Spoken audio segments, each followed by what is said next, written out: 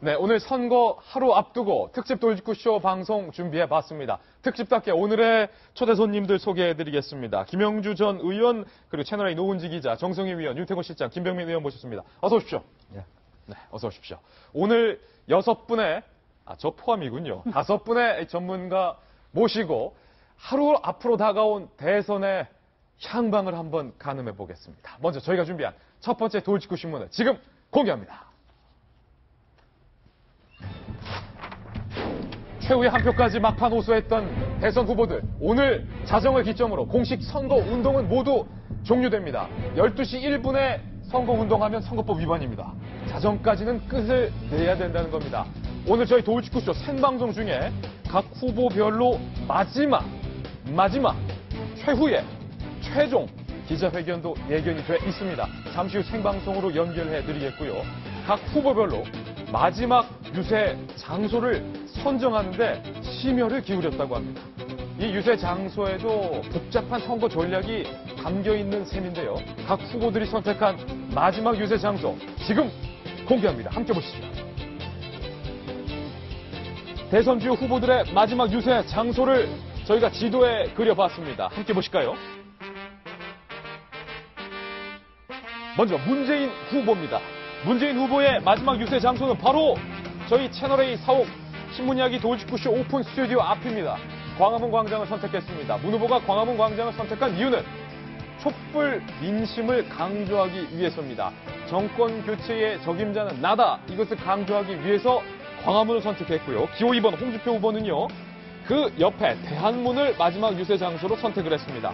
이 대한문, 태극기 집회의 아주 상징적인 장소이죠. 보수여 집결하라, 홍준표로 집결하라, 이런 메시지가 담겨 있다고 합니다. 그리고 안철수 후보는요, 저 멀리 대전을 선택했습니다. 안철수 후보가 이 대전을 선택한 이유는 무엇일까요? 대전하면 엑스포, 꿈돌이, 과학, 사이언스. 안철수 후보가 미래 비전을 제시하고 중도의 이미지를 강조하기 위해서 대전에서 뚜벅이 유세를 마지막 유세 장소로 선택을 했다고 합니다. 그리고 유승민 후보는요, 다시 서울로 올라와서 명동을 선택했습니다. 명동, 젊은 층들이 많이 있는 곳이죠. 개혁 보수 기치의 우호적인 젊은 층을 공략해 보겠다. 명동을 선택했고요. 심상정 후보도 젊은 층을 공략하겠다. 그래서 신촌을 선택했습니다. 신촌은 대학가가 많습니다. 연대, 이대, 서강대, 홍대. 심상정 후보가 이 대학가에서 진보 성향의 젊은 층과 마지막 표 집결을 한번 해보겠다. 신촌 6플러스 앞을 마지막 결전 장소로 선택을 했는데요. 정성희 위원님, 마지막 유세 장소에도 상당히 복잡한 선거 전략이 담겨 있는 셈이군요. 후보들의 일거수일투족이 다 정치적인 메시지를 담고 있는 것이죠. 오늘이 이제 공식 유세 운동의 이제 유세의 마지막 기간이니까 마지막 장소 선택에서도 자기 자신의 정체성과 이념을 나타낼 수 있는 장소 선정에 고심을 많이 한 것 같아요. 특히 뭐 심상정, 유시민 후보 같은 경우는 이제 자기 지지 기반이 젊은 층을 지상으로 했고, 그다음에 문재인 후보는 촛불, 대한문은 태극기 집회, 홍준표 후보는 이런 식으로 상징하는 곳을 찾아갔고요. 이제 안철수 후보만 서울을 떠나서 대전에서 미래, 과학의 이미지를 강조하는 식으로 선거운동을 마무리할 것으로 보입니다. 이제 마지막 에너지 한 방울까지, 자정까지 다 쏟아놓고 아마 뻗을 것 같아요. 뻗을 것 같고, 요새 후보들이 전부 다 가서 뻗고, 특히 뭐 안철수 후보 같은 경우는 뭐 지금 현재 도보유세를 하고 있지 않습니까? 뻗고 내일 아침에 이제 마지막으로 나와서 TV 앞에서 부부 동반으로 아마 이제 투표를 하는 장면을 연출을 하고, 또 보통 이제 과거 얘기를 들어보면 잔답니다. 자고 그 다음에 다시 정신을 깨서 마지막 투표 결과를 지켜보는 일정이 될 것 같은데, 뭐 진 인사 대천명 아니겠습니까? 옛날부터 임금은 하늘이 점지한다고 했고, 이제는 임금이 국민이니까 이제 국민의 뜻에 따라 가지고 이제 오늘까지 최선을 다하고 내일은 지켜보는 일정만 남은 것 같습니다. 민심이 천시입니다. 그 말씀하시는 것 같은데, 오늘 김영주 전 의원 모셨는데, 김 전 의원님, 국회의원 선거도 해보셨잖아요. 유세 종료 시점, 자정이 딱 되면 아주 그냥 기진맥진하면서 긴장감이 탁 풀릴 것 같아요. 어떠셨습니까?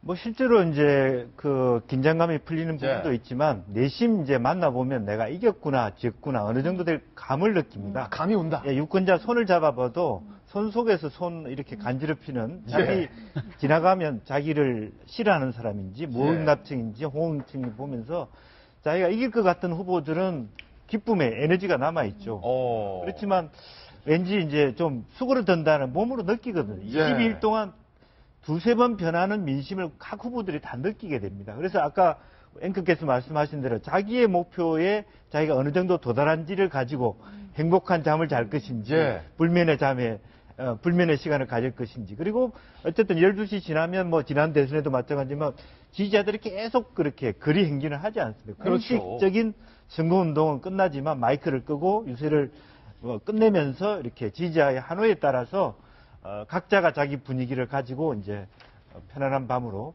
집으로 돌아가지 않을까. 그럼 오늘 자정을 기점으로 네. 어떤 후보가 집으로 돌아가는 발걸음이 힘이 남아있는지 네. 아니면 터덜터덜 가는지를 보면 그렇죠. 이제 마지막 우리 볼수 그 있겠군요. 유세 현장에 운집하는 예. 지지자들의 열기, 거기서 벌써 대충 기세가, 물론 이제 우리가 2, 3명의 앞선 후보들과 뒤에 있는 후보들의 느낌은 좀 다를 수가 있겠죠. 자기 목표가 다르기 때문에. 이제.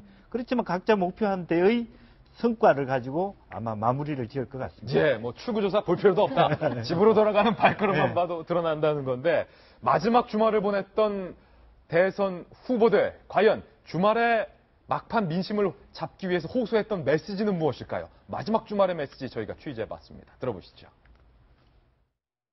여러분, 압도적인 정권 교체만이 나라다운 나라 만들 수 있습니다. 그래서 이제는 저 문재인이 몇 % 득표하느냐, 그것이 문제입니다. 그 표가 많을수록 대한민국 바꿔내는 동력이 될 수 있습니다. 여러분, 압도적인 정권 교체 만들어 주시겠습니까? 50% 넘게 해주시겠습니까? 문제는 뭔가 하면 문재인이가 되면 이 나라는 친국 좌파 정권이 된다 이 말이야. 나를 국에 바친다 이 말이야. 그러면 안 되죠. 공정표가 돼야지. 제가 말입니다. 그래도 간단, 배짱, 견디, 배심 하나는 대한민국은 내가 최고입니다. 최고. 그래서 어떤 분들은 이번 대통령 선거가 우리를 위해서 일하는 직원을 뽑는 건데 그렇게 표현하셔서 정말 정확하다 싶었습니다. 사실 국민들이 보고 일 시킬 직원 뽑는 선거가 대통령 선거 아닌가 싶습니다. 다 그 마음으로 하면 정말 뭐 당선되고 나서도 직원이라고 생각하면 그게 세상 바꿀 수 있을 것 같습니다. 저는 그 마음으로 계속 하겠습니다.